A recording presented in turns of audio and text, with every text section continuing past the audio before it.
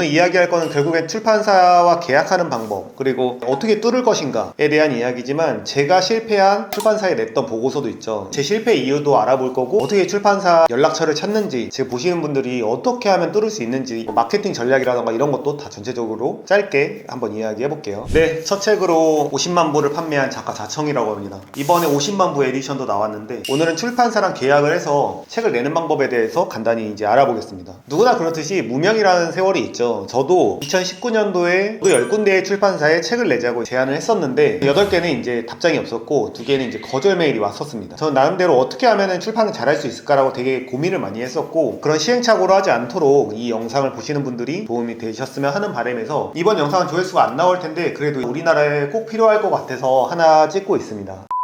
일단은 첫 번째로 제일 중요한 거는, 이건 뭐 뻔한 이야기인데, 자의식 해체를 해야 됩니다. 지금 영상 보자마자 이탈한 등신들이 있을 거예요. 왜냐면은 종합 1등한 역행자의 작가? 저거 그냥 마케팅에서 된 거 아니야? 하면서 이탈을 했거나, 작가라면은 얌전히 입어야지 이런 옷을 입고 있어? 하면서 이탈을 했거나, 그리고 출판하는 거는 그냥 내 머리로 할 수 있어 라고 스스로 망상 속에서 하는 거죠. 그래서 모든 작가들이 왜 안 되냐면은 머리가 정말 좋아요. 출판하려는 것 자체가 머리가 정말 좋은데 안 되는 게 자의식 해체가 안 돼서 본인의 내면 속에서 나는 대단해라는 착각 속에서 살아가고 있는 거죠. 그러니까 아무것도 배우지 않고 아무것도 정보를 찾아보지도 않고 자기 내뇌망상에서 이제 행동하니까 다 안 되는 거라고 저는 생각을 합니다. 뭐 이거는 여러 번 잔소리를 했으니까 뭐 넘어가도록 할게요.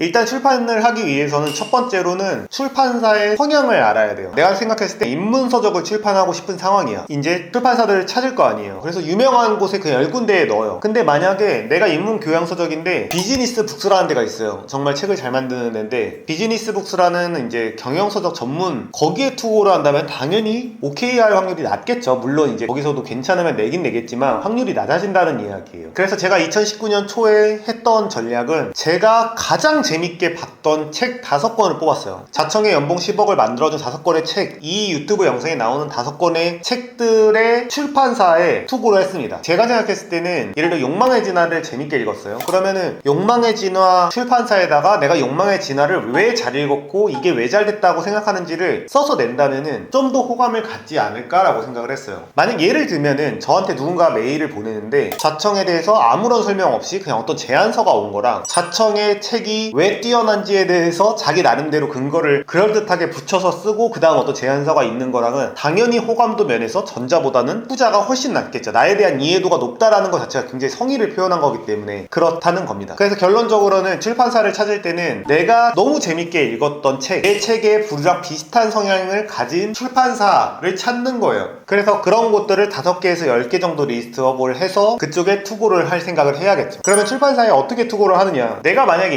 인플루엔셜이라는 출판사에 투고를 하고 싶어요. 제가 실제로 했던 데기도 하고, 어쨌든 여기도 제가 재밌게 읽은 책이 있어서 여기에 사이트에 들어와 봤습니다. 지식 컨텐츠 기업 인플루엔셜, 지식 관련된 컨텐츠를 하는 거니까 내가 만약에 인문서적을 낸다고 했을 때 핏이 잘 맞는다고 생각을 할 수가 있어요. 와, 여기서 파친코랑 달러고투 이 문학적인 이제 굉장히 잘 된 책을 둘 다 여기서 썼네요. 여기가 대기업도 아닌데 이렇게 한다는 거는 굉장히 마케팅력이 빵빵하다라고 분석을 할 수가 있는 거죠. 여기는 나름대로 대기업이에요. 여기에 투고하라는 건 아니고, 만약에 내가 초보자라면 출판사들을 최대한 서칭을 해서 거기 사이트에 들어가서 이메일을 찾는 겁니다. 근데 출판사 홈페이지들이 굉장히 열악해요. 돈이 많지 않은 경우가 많기 때문에, 그리고 이런 거에 대해서 신경을 좀 덜 쓰는 편입니다. 뭐 당연히 이제 홈페이지를 만드는 회사가 아니다 보니까 이 찾기가 되게 어려울 때가 있어. 심지어 인터넷에서 검색을 해도 안 나오는 출판사들이 정말 부지기수예요. 예를 들어 제가 화면을 보면은 지금 동서문화사를 쳤는데 안 나오는 거야. 그래서 제가 네이버에서 출판사 네이버 지도로 클릭을 했어요. 그럼 여기 사이트가 있어. 그러니까 황당하게 정말 말도 안 되는 일들이 벌어지는 건데 어쨌든 들어갔어요. 여기에 이제 컨택트가 이제 아무래도 문의를 하는 곳이겠죠. 그러니까 이런 곳에다가 이제 투고를 하는 겁니다. 그래서 찾기가 조금 어려운데 이런 식으로 이제 찾아 들어가는 거예요. 이런 데들은 오히려 감춰지면 감춰질수록 투고를 하는 사람 자체가 적어지니까 오히려 또 우위를 선점할 확률이 커지게 되는 거예요. 인플루엔셜 사이트에 들어가면은 여기에 컨택트, 이 투고하는 란들이 보통 있어요. 근데 없는 데들은 그냥 밑에 전화번호가 있으면 거기 그냥 전화해가지고 여기 어떻게 투고하죠? 라고 물어보면 되고, 아니면은 여기 메일이 보통 써있어요, 사이트 밑에는. 그래서 거기를 활용을 하셔도 됩니다. 투고를 한번 찾아볼게요. 회사 소개, 여기에 바로 투고하기가 없기 때문에 또 다 눌러봐야 돼요. 회사 소개에서 컨택트에 있겠죠. 그래서 여기는 투고하는 란이 없고 출판 문의가 중간에 있네요. booksinfluential.co.kr, 여기 메일로 이제 보내면 되는 거예요. 그럼 제목 같은 경우에도 투고합니다 이런 식으로 하지 말고 상대의 구미를 당겨야겠죠. 제 메일을 한번 볼게요. 제가 2019년 3월 29일날 인플루엔셜에 아마 투고했던 내용을 제가 한번 찾아봤어요. 제목부터가 좀 더 자극적으로 썼어요. 연봉 10억 연예인 상담사이자 온라인 마케팅 회사 대표가 저술한 책을 투고합니다. 그냥 투고합니다 라는 것보다 당연히 이걸 먼저 클릭할 확률이 커지게 되고 좀 더 관심을 가질 확률이 크게 되겠죠. 다시 정리를 하면은 첫 번째로는 출판사의 성향을 파악을 해야 된다. 그리고 서칭을 하기 위해서는 이런 식으로 검색을 해서 들어가서 해야 된다. 세 번째는 제목을 쓸 때는 좀 더 자극적으로 뭔가 특이하게 쓰면 좋다. 어쨌든 책이라는 거는 컨텐츠를 기반으로 한 거기 때문에 좀 특이하게 간다면 상대방 쪽에서 얘가 이제 작가로서 재능이 있구나라고 또 생각할 확률이 커지게 되는 거예요. 책의 내용 자체가 좋으면은 당연히 투고가 쉽겠지만 사실은 이 출판사 직원들이 단숨에 이거를 파악하기는 쉽지 않아요. 완전 전문가들이 이 투고된 거를 보는 게 아니라 일단 1차적으로 이제 직원분들이 한번 보고서 위에 올려서 검토를 받는 형태가 되기 때문에 글 자체만으로 또 승부를 보기는 어렵습니다. 그렇다면은 만약에 제가 출판사 대표예요. 제가 지금 푸드푸 출판사라는 걸 만들었고 지금 투고도 기다리고 있는데 여기서도 만약에 두 개의 메일이 와요. A라는 메일은 그냥 투고 글만 딱 보내. 그리고 B라는 사람은 지금 출판 시장에 대한 이해와 그리고 이 지금 내가 내는 책을 제목은 왜 이렇게 해야 되는지 2019년도부터 2023년도까지 4년 동안 종합 베스트셀러 100개의 인문 교양 서적을 다 제목을 분석을 해서 이런 식으로 가면은 트렌드하다라고 제시하는 사람과 누가 뽑히냐는 거죠. 당연히 분석을 해서 제목을 가져온 사람을 하게 되는 거예요. 예를 들면은 나의 철학이라고 그냥 내 머릿속으로 내 망상 속에서 그냥 제목을 이게 멋있네 하고 낸 거야. 근데 만약 문학을 내려고 그래. 그러면은 최근에 3년 동안 종합 베스트셀러 5등 안에 들어갔던 책들이 달러구트 꿈 백화점, 어서오세요 휴남동 서점입니다. 그리고 세 번째로는 불편한 편의점 이런 게 있어요. 그러면 다 잘된 책들이 최근 트렌드가 어떤 장소예요. 그러면은 불편한 편의점이었으면은 어떤 편의점이라는 거 보통 편의성이 있는 편한 이런 느낌인데 그걸 불편한 편의점이래. 어떤 소설 제목을 지을 때 어떤 장소에다가 여기 상반되는 이미지를 넣으면은 잘 될 것이다 라는 가설을 세우는 거예요. 물론 책 제목은 이제 출판사에서 정해줄 확률이 굉장히 커요. 그치만 이런 사고와 분석적인 사고를 하는 사람의 책을 낼 확률이 훨씬 커지겠죠. 예를 들어 놀이공원이에요. 그럼 놀이공원은 시끄럽다는 이미지가 있죠. 그럼 반대로 적막한 놀이공원이라는 제목으로 한다. 뭐 예를 들어 이런 식으로 분석을 하는 거예요. 그래서 내가 만약 인문서적을 낸다고 치면은 뭐 나의 철학 막 이런 식으로 마음대로 하는 게 아니라 최근에 잘 되던 게 소크라테스 익스프레스야. 그러면은 철학자 이름에 어떤 현대 문물을 결합한 제목이 잘 되는구나. 그러면 텅 배달하는 플라톤 이런 식으로 한다. 나는 어떤 분석적인 내용을 넣는다면은 당연히 출판사에서 좋아할 확률이 클 수밖에 없는 거예요. 그리고 현재의 트렌드를 분석을 해서 이번 책이 그래도 5,000부가 손익분기점인데 5,000부를 넘어서 내 책이 왜 1만 부가 넘게 팔릴 수밖에 없는지를 써낸다면은 아무 생각 없이 그냥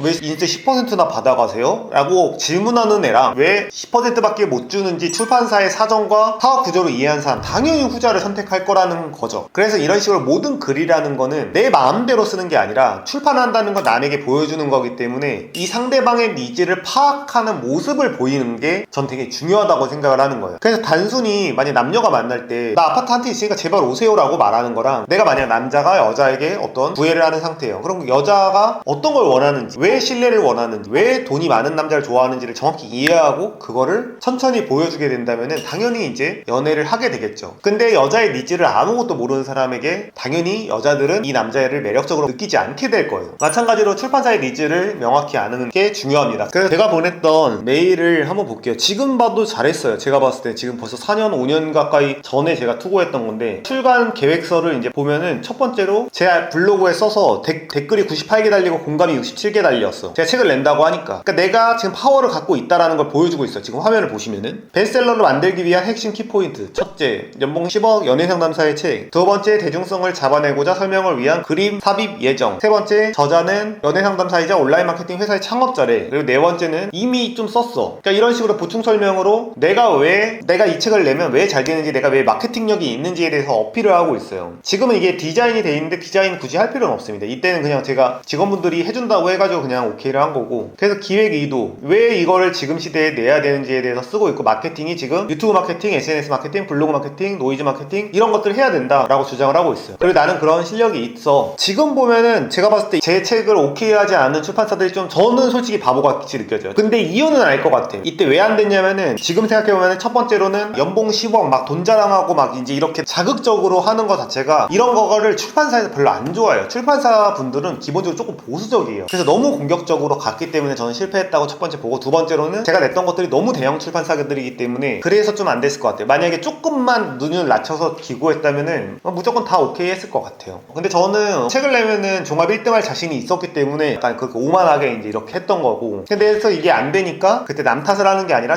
내가 마케팅력을 더 갖추면 되겠다라고 생각을 해서 자청이라는 유튜브를 해서 대박이 나고 한 200곳의 출판사에서 책을 내자고 연락이 왔죠. 이 출판사 10곳에서도 다 연락이 왔었어요. 제가 만약에 책을 썼고 내가 마케팅력을 뭘 갖춰야 되냐라고 한다면은 저라면은 인스타그램 마케팅을 좀 공부할 것 같아요. 릴스 마케팅이라고 좀 검색을 해서 공부해 볼 것 같고, 아니면 제가 두 번째로 추천하는 방법 중에 하나는 책 유튜브를 할 것 같아요. 그래서 유튜브를 하기가 되게 어려운 게 컨텐츠를 만들어내는 게 되게 어려운 건데, 책을 리뷰하는 컨텐츠를 한다면은 당연히 유리하겠죠. 제가 좋아하는 채널 중에 5분 뚝딱 철학이라는 채널이 있습니다. 유튜브 채널이에요. 그냥 그분이 이제 철학에 대해서 리뷰를 해요. 근데 그 사람이 책을 냈습니다. 책을 내면 당연히 그냥 책보다는 훨씬 잘 팔릴 수밖에 없겠죠. 내가 만약에 문학을 썼어. 근데 내가 만약에 평소에 문학에 대한 해석을 굉장히 깊이 있게 하는 사람이었어요. 그러면은 그 유튜브를 보고 하루에 10건씩 20건씩 더 팔린다면은 이 책은 무조건 되겠죠. 당연히 출판사도 마케팅력이 있는 사람들을 굉장히 선호하기 때문에 당연히 잘 되는 거고요. 그리고 이제 작가들이 자의식이 있어서 이런 것들을 안 해라고 헛소리를 하는데, 그것도 자의식 해체가 필요해요. 책이라는 거는 컨텐츠를 세상에 전달해서 반응을 보는 행위예요. 그래서 이런 인스타나 유튜브를 통해서 내 컨텐츠를 올려보고 사람들이 반응하는지, 사람들이 어떤 걸 좋아하는지, 어떤 썸네일을 좋아하고 어떤 첫 문장을 좋아하는지를 이것저것 실험을 해보면은 글 실력도 늘게 돼 있어요. 그래서 제가 어떻게 첫 책에 종합 1등을 했냐, 어떻게 교보문고 종합 10등 안에 지금 70주가 연속 지금도 종합 9등에 있어요. 그게 말이 안 되는 수치거든요. 근데 그게 다 저는 유튜브랑 이런 컨텐츠들을 많이 해보면서 이런 거를 대중이 좋아하는구나 라는 거를 이제 학습을 한 거죠. 그래서 필요 없는 노력과 필요 없는 시도는 없다고 생각을 하는 거예요.